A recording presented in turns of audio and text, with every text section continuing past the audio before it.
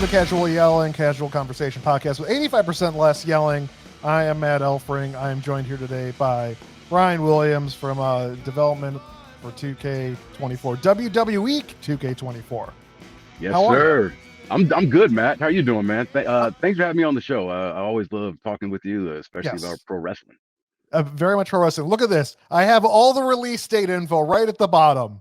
Oh, wow. I did it. Bryan, it's a professional outfit right here. I love it. We're getting all the plugs out. Yeah. Special guest referee is returning this year. Yes. How does it differ from previous incarnations? Probably like on the surface of it. I think the first thing that fans are going to immediately notice is the fact that the special guest ref this year is actually wearing referee clothing. This is the third iteration of this match type that the franchise has had, going back to the original times when the game was just called SmackDown.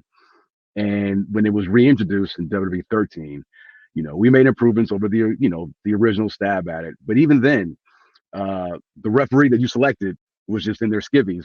So it almost like, just to look at it, you would think you were watching a triple threat match, because there just was no visual there to let you know and to communicate that this is the ref. So, having the ability to enter into a special guest ref match with the character selected as a ref wearing their clothes is a huge plus, as well as the fact that players will also have the option of going into custom superstar and creating their own referee attire. Nice. For default superstars, custom superstars, managers, everything. So that's probably the biggest visual difference. And then besides that, it's got plays similarly but a whole lot better to the last iteration, where there is a meter that governs your referee actions. And okay. so you can only kind of partake in the shenanigans for so long before the folks in the back kind of pull the plug on you. But at the same time, I think we added a really cool element too, where that's an option. So if you'd rather not play with that governing meter, you can easily turn that off and just kind of deal with a knucklehead referee throughout the course of the match. We just had our community. Oh, I'm sorry. Oh, I was gonna say, are you able to kick out managers or other people that are causing too much commotion out there? Yeah, you can. As a ref, you are the supreme official in this match. Count pins or not, count ring outs or not, call rope breaks, or turn a blind eye. So we just had a community day event a couple days ago, and the special guest ref match and the Gauntlet match generated the loudest pops and excitement. So I can't wait for players to get their hands on it. Now, when you're playing as a special guest referee, is your character also made of glass? No, they are not. So this, I'm glad you brought this up, actually, because it kind of kickstarted a new thing that we added. So if you're playing as a superstar, as a special guest ref, your base movements are that of the referee, and a lot of this stuff got refactored this year, just to support and stand the match type up. So you're gonna see a lot of improvements just with how the referees behave.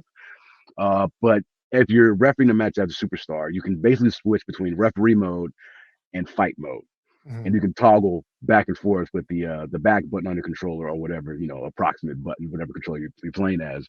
So you can get physical. You definitely can. You can earn signatures, finishers. You can. So you definitely will have a lot of moments to intervene in the match, outside of just counting pins or checking submissions. You can definitely get hands on in a very physical way.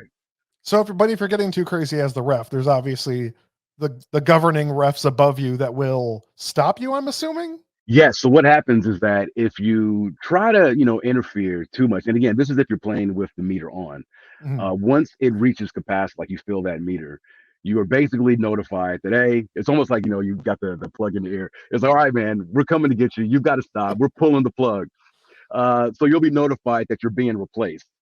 So, but you'll still have a couple of seconds before the ref, the new ref, which will be AI controlled, will, make his appearance on the stage, walk down into the ring, and basically kick you out. But once you're kicked out, you then will basically turn into a manager at ringside. Okay. So you still are there present. You're just no longer in charge of officiating the match. This is an out of the blue question. I've been thinking about this a lot lately. You have wrestlers coming in to do mocap when you're getting new moves for the game. Yep. Are there wrestlers, or who is the wrestler you would say is the best at doing mocap Oh man, right now, right because now, or just yeah, an all time? yeah. Well, right now, there's this guy. I no longer direct the motion capture. Okay. My coworker and friend, great game designer Jason Vandiver, is taking those responsibilities, which I love him for that. Mocap is a lot of work, so I'm glad he's doing Yeah. that. But he's got this guy Titus Alexander, who's a guy on the West Coast independent scene, and he's great.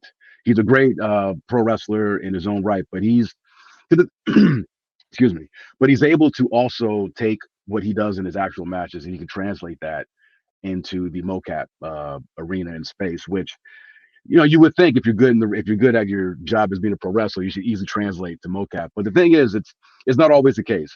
Mm, I've worked with a lot of great professional wrestlers who were good at mocap, but kind of had a struggle because it's different. I mean, you're in a cold environment and you're asked to do things that you normally do when you've got hundreds or thousands of people screaming, and mhm. without that energy, it can be kind of difficult. But Titus is he's a definite standout, and yeah, he captures some of the best motions for us, whether it's moves or entrances or victory scenes. He's a good one. Even in the suit with all the white dots on you. Even in the suit with all the dots, yeah. So the other three matches that you're including this year's Gauntlet match, ambulance match, casket match. I'm kind of thinking about casket and ambulance matches because the end goal is kind of the same: lock person and Yes, thing. right, yeah. It's So oh, what's I'm the sorry. different? Like what makes them different than each other?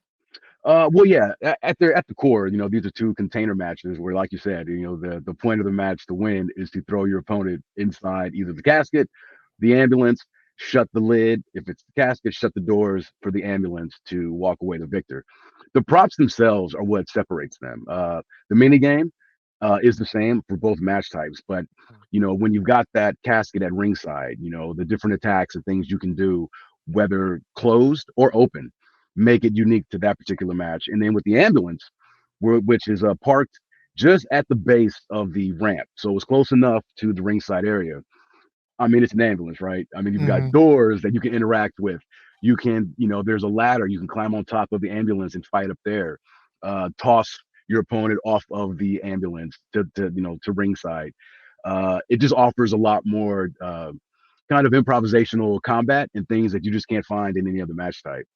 And that's not to say anything of just a presentation that are in both. If you've ever seen a casket match in WWE, which I'm sure you have, Yep. or an ambulance match, if you've seen it on programming, like the presentation is there as well. We have the scene at the start where the casket is rolled to ringside by the referees. You see the ambulance back into place after the superstars have made their entrances.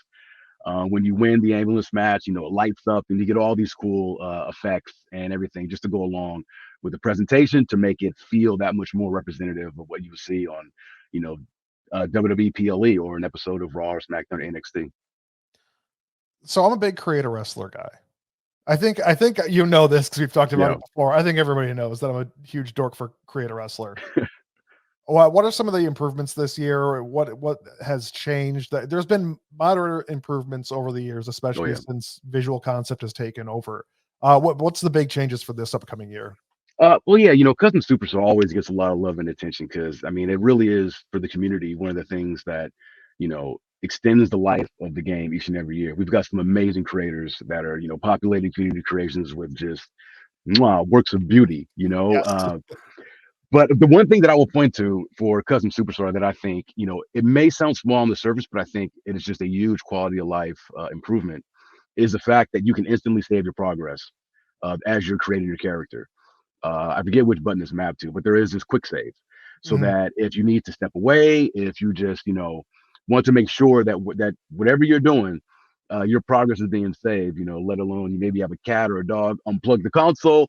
You can constantly be saving your progress for your characters. And I mentioned before the ability to create custom special referee attire for in support of that match type, as well as just of course we're always adding new parts, improving the tech of those parts, the fidelity of them to make sure that the parts and the characters themselves, the custom superstar models, are simpatico with the default characters that are behind me. Your Bianca Belairs, Mhm. your Rhea Ripley's. So yeah, it definitely gets its love and attention each and every year. The quick save to me is very important because sometimes I'll be spending, I don't know, an hour and a half working from scratch on Hulk Hogan as a server from Pasta Mania. And then this happened, and then my power went out, and I had to start from scratch. I'm not going to just use Hulk Hogan from 92 or whatever. I'm making him from scratch. So I think quick save is such a nice thing for people like myself that spend hours upon hours making not great wrestlers, stupid wrestlers. Well, brother, we are glad to have that in there this year for you and everybody else who spends countless hours crafting and creating these characters, because it's an undertaking. I'm Yeah. terrible.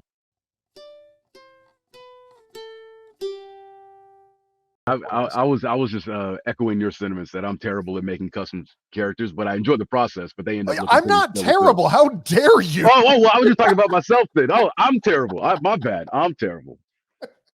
I need to get lessons from you, Matt. I need to get lessons from you, Matt. This is done. Interview over. So tell me about the Gauntlet match this year, because I think we've seen the Gauntlet match in WWE programming a lot more. Yeah. So how does it work on the kind of wear and tear of the wrestler throughout the match? Yeah, so the Gauntlet match. So just before I get into that, I like to clarify and that the match types this year, we as a team, we really wanted, because people have been wanting special guest referee for, they've been very vocal about that. But I'm very happy that this year we've been able to bring back 2 match types that have been in the game previously, and at the same time add 2 match types that have never been in this franchise with the Ambulance and the Casket. The Gauntlet match to me is, I guess, it might not be the sexiest sounding because it doesn't have the props like the Ambulance or the Casket or the shenanigans of a special guest ref match. But as you mentioned, this is a match type that is used frequently on programming within WWE within the past 3 to 4 years. And as a returning match, I think it is phenomenal.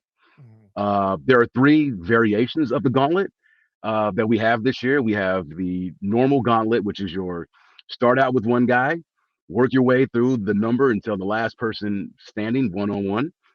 We have the Gauntlet Eliminator, which is essentially, it's a gauntlet that works like a rumble, where you'll have up to 8 superstars in the ring at once, and it's the last remaining superstar that is the victor. And then we have the turmoil match, the Gauntlet Turmoil match, which is basically one superstar against a team of others. And there is an achievement attached to this one where it's like you have to, and if you lose, it's game over. The other 2 versions of the Gauntlet, if you start out as our cover athlete Cody Rhodes as number 1, but you end up getting pinned, you're able to take control of the next superstar coming out, so you can keep playing. But in the turmoil, once you get that defeat, it's game over for you. And we have an achievement where you have to go through a 30-person gauntlet in order to win this achievement. So good luck. And as you mentioned, as far as the health, your health will regenerate slightly. Again, there's an option that you can toggle that on or off, or you can choose to go the Iron Man route and basically just go through the entire gauntlet with the health that you have, the finishers that you have. And I will say it's really fun. And for me, the biggest thing about this year's Gauntlet, all 3 of them, is, again, I just go back to the presentation of everything. We've had this match type in the game before, but it did not have anywhere near the level of production and presentation. When you defeat one superstar, the winning superstar will have an emotion. They'll emote, whether fatigue or if they're just running through these guys with ease, confidence, and they'll beckon for the next person to come out. That superstar will enter the stage. So it just, again, it makes the match look more on par with what you would see when you see these Gauntlet matches happen on WWE programming. So it's really fun. And at the Community Day, they were holding tournaments. Really? With the Gauntlet match. Yeah. Basically, one influencer would start, 2 actually. The person who loses, they would then pass the controller to the next person, take control of whichever superstar was coming down. So they had a really good time with it. This is my last question, because I'm sure that I got to get this one. This is very important. Okay. I mean, I wouldn't mind doing this for another hour and a half, but is there a button in the new game that you can press and R-Truth will just show up and do something wacky? Unfortunately, no. Not. But you've given me a great idea, and the talks have been had about the R-Truth button. I will. I can say there is a button that will allow you to chuck a chair. Oh at yeah, I've somebody's seen that. face. That's wonderful. Yeah, throwable weapons are back in 2K24. So yeah, that's Can another you throw cool. R-Truth at people? You actually can if you use a grapple carry. You can throw them out of the ring. You can throw them through a table. So there's some throwing of R-Truth there. I don't want to throw R-Truth. I just want him to show up randomly. Yeah. Bryan, thank you so much for chatting with me. I hope you have the most wonderful day. Oh, thank you, man. It was a pleasure to be here. It's always a pleasure talking to you. So thank you. I appreciate it. You can also just do the plugs, even though it's written down below, in case this is audio only too.